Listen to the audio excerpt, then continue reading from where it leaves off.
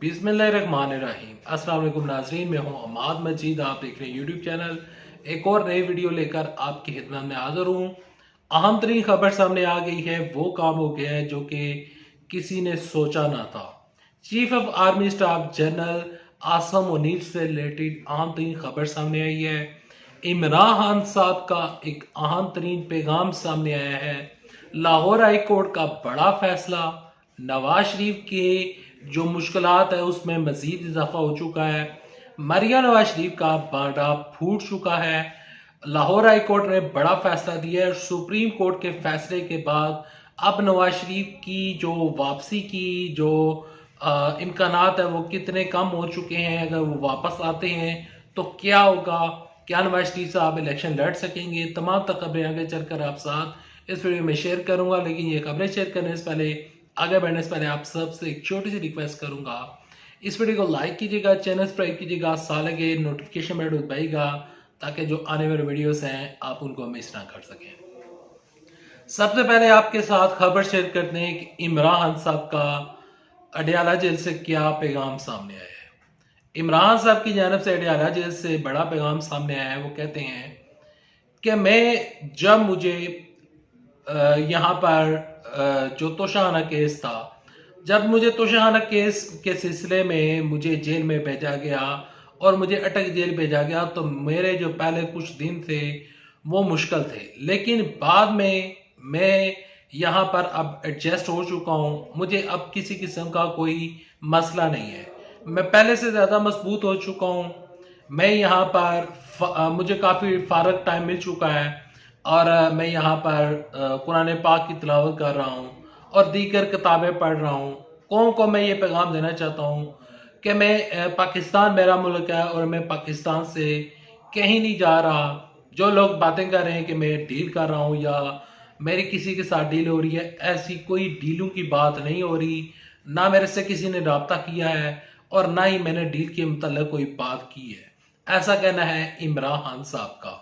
और यहाँ पर जो मुस्लिम लीग नून के तर्जमान हैं मोहसिन शाहनवाज रांझा साहब, जो कि वकील हैं, जिन्होंने इमरान साहब के खिलाफ तोशाखाना का केस जो था उसकी जो पटिशन थी उन्होंने ही दायर की थी, तो उन्होंने कहा कि इमरान साहब की किसी के साथ डील हो रही है या नहीं हो रही है।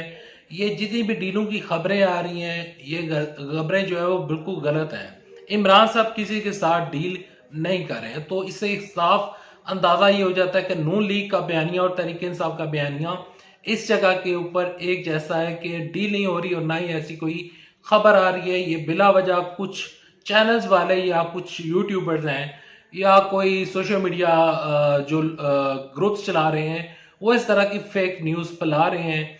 इमरान साहब का मौकफ यह है कि मैं यहाँ पर एडजस्ट हो चुका हूँ, मुझे यहाँ पे कोई मसला नहीं है और मेरा अब यहाँ पर दिल लग चुका है। मैं जब भी बाहर आऊँगा, अगर नहीं भी आता तो जब इलेक्शन होंगे तो अवाम बड़ी तादाद से बाहर निकले और इस करप्ट टोले को मुस्तरद करे, इलेक्शन में इनको मुस्तरद करे। ये इमरान साहब का पैगाम अडयाला जेल से आया है। बढ़ते अगली खबर की जानिब। अगली खबर कुछ यूं है कि लाहौर हाई कोर्ट ने एक बड़ा फैसला जारी किया है। लाहौर हाई कोर्ट ने फैसला जारी किया है, इमरान साहब के जो जमात है तहरीक इंसाफ, वो जलसा करना चाहती है लाहौर में, क्योंकि अब इलेक्शन होने जा रहे हैं, मियां नवाज शरीफ साहब वापस आ रहे हैं, तो उनके जलसे हो रहे हैं, जुलूस हो रहे हैं, रैलीज निकल रही हैं। तहरीक इंसाफ वाले एक जलसा करना चाहते हैं। उन्होंने लाहौर की इंतजामिया से इजाज़त मांगी थी, लेकिन लाहौर की इजाज़त जो इंतजामिया उन्होंने इजाज़त नहीं दी थी।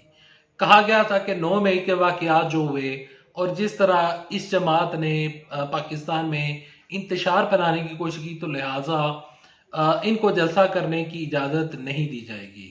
तो अब ये दरख्वास्त थी लाहौर हाई कोर्ट में। लाहौर हाई कोर्ट के जो जस्टिस हैं, जो वहाँ के जज साहब हैं, उन्होंने फैसला दिया। वो कहते हैं कि अगर इमरान साहब की पार्टी को लिबर्टी चौक में जलसा करने की इजाज़त नहीं दी जा रही तो किसी और मुकाम पर जलसा करने की इजाज़त दे दी जाए। अगर वो जलसा नहीं कर पाएंगे तो कोई भी जलसा लाहौर हाई कोर्ट लाहौर में नहीं कर पाएगा। ये लाहौर हाई कोर्ट ने फैसला दे दिया है और हो सकता है कि आने वाले दिनों में इमरान साहब की पार्टी का तहरीक इंसाफ का जलसा हो जाए, क्योंकि लाहौर हाई कोर्ट ने जलसे की इजाज़त दे दी है। इस इजाज़त को हो सकता है कि जो इमरान साहब के मुखालफीन हैं वो इस जलसे की इजाज़त को चैलेंज करें। अब बढ़ते हैं अगली खबर की जानब। अगली खबर कुछ यूँ है कि मरियम नवाज शरीफ साहबा का भांडा फूट चुका है। कल से एक खबर वायरल हो रही है, खबर जो कि कंफर्म हो चुकी है कि जुनैद सफदर साहब जो है उन्होंने अपनी अहलिया आयशा सैफ को तलाक दे दी है। आयशा सैफ के साथ जब तलाक हुई तो जुनैद सफदर ने अपने सोशल मीडिया के ऊपर लिखा कि ये जो तलाक हुई है, इस तलाक को मैं कंफर्म करता हूँ, ये खबर ठीक है, ये हमारा अंदरूनी मामला है, इसको ना छेड़ा जाए। लेकिन जब खबरें सोशल मीडिया के ऊपर फैली तो अब मरियम नवाज शरीफ साहबा की जो उनकी साबका बहू हैं उन्होंने कहा है कि मरियम नवाज शरीफ साहबा वो टिपिकल सास हैं। वो एक जिस तरह यहाँ पर एशियन सास होती हैं, यानी कि जो मशरकी सासें होती हैं कि जो जोर जबरदस्ती से अपनी बहू से काम करवाना चाहती हैं और अपने फैसलों के ऊपर अड़ जाती हैं। तो नवाज शरीफ साहब का सॉरी जो मरियम नवाज शरीफ साहबा का हिसाब किताब है उसी तरीके से है। तो लिहाजा इस वजह से तलाक हुई है। बुनियादी वजह मरियम नवाज शरीफ साहबा की ये बातें थी और मरियम नवाज शरीफ साहबा की मेरे साथ नहीं बनती थी, मेरी उनके साथ नहीं बनती थी, इस वजह से ये तलाक हुई। लेकिन फिर भी मैं कहती हूँ कि हमारी अंदरूनी जो जितने भी मामला चल रहे हैं उनको ना छेड़ा जाए। बढ़ते हैं अगली खबर की जानब। अगली खबर कुछ यूं है कि 500 जो पावरफुल मुसलमान हैं, जो कि दुनिया भर में मुसलमान हैं, उनकी एक फहरिस्त जारी की गई है। 500 बाअसर मुसलमानों में जिन जिन लोगों के नाम आए हैं उनमें से जो पाकिस्तानी हैं उनके नाम आपके साथ शेयर करना चाहूँगा इस वीडियो में। पहले नंबर के ऊपर आते हैं हमारे chief of army staff general Asim Munir साहब। इमरान खान साहब दूसरे नंबर के ऊपर मौजूद हैं। तीसरे नंबर के ऊपर शहबाज शरीफ मौजूद हैं। चौथे नंबर के ऊपर नवाज शरीफ साहब मौजूद हैं। पांचवें नंबर के ऊपर मौलाना तारिक जमील साहब हैं। छठे नंबर के ऊपर मुफ्ती तकी उस्मानी साहब मौजूद हैं और इसके अलावा दीगर भी कुछ पाकिस्तानी इस लिस्ट में शामिल है। दुनिया के 500 बाअसर मुसलमानों की फहरिस्त में पाकिस्तान के लिए ये एक बड़ी अच्छी बात है कि पाकिस्तान के बड़े बड़े नाम इस लिस्ट में शामिल हैं और हमें इन तमाम लोगों के ऊपर फख्र है। बढ़ते हैं अगली खबर की जानब। अगली खबर कुछ यूँ है कि नवाज शरीफ की मुश्किलात में मजीद इजाफा हो चुका है। जितने भी मैंने सहाफ़ियों के जितने भी बड़े बड़े एंकर्स हैं, जिनमें इंसार अब्बासी हो गए, अमन मीर साहब हो गए, इसमें अरून रशीद हो गए, इसमें डॉक्टर शाह मसूद हो गए, जितने भी बड़े बड़े एंकर्स हैं, मुबशर लुकमान हो गए, अगर लिस्ट गिनवाऊंगा तो काफ़ी लंबी चौड़ी हो जाएगी। मंसूर अली खान साहब जो हैं उन्होंने भी ये कहा है कि नवाज शरीफ का ये जो फैसला आया है प्रैक्टिस एंड प्रोसीजर का जो केस था, जो चीफ जस्टिस काजी फायजी साहब ने जो फैसला दिया, लेकिन जो सबसे बड़ा केस था और जिसके ऊपर इन लोगों को उम्मीदें थी कि किसी तरीके के साथ जो केसेस जिन केसेस के ऊपर 184(3) के तहत सजाएं दी गई हैं और जो तायात न लिखी गई है उसमें अपील का जो हक है वो साबका गवर्नमेंट ने दे दिया था। लेकिन अब वो अक्सरियत ने सुप्रीम कोर्ट की अक्सरियत ने उसको कलअदम करार दे दिया है और जो चीफ जस्टिस काजी फैसल साहब हैं वो चाहते थे कि नवाज शरीफ को अपील का हक मिले, वो चाहते थे कि जंगीर तरीन को अपील का हक मिले। लेकिन जो दीगर उनके साथ लोग बेंच में मौजूद थे उसमें जो अक्सरियत थी उसने इस बिल की मुखालफत की है और वो बिल उड़ चुका है। नवाज शरीफ की नींदें आराम हो चुकी हैं। नवाज शरीफ साहब जो हैं अब उनकी परेशानी बढ़ चुकी है।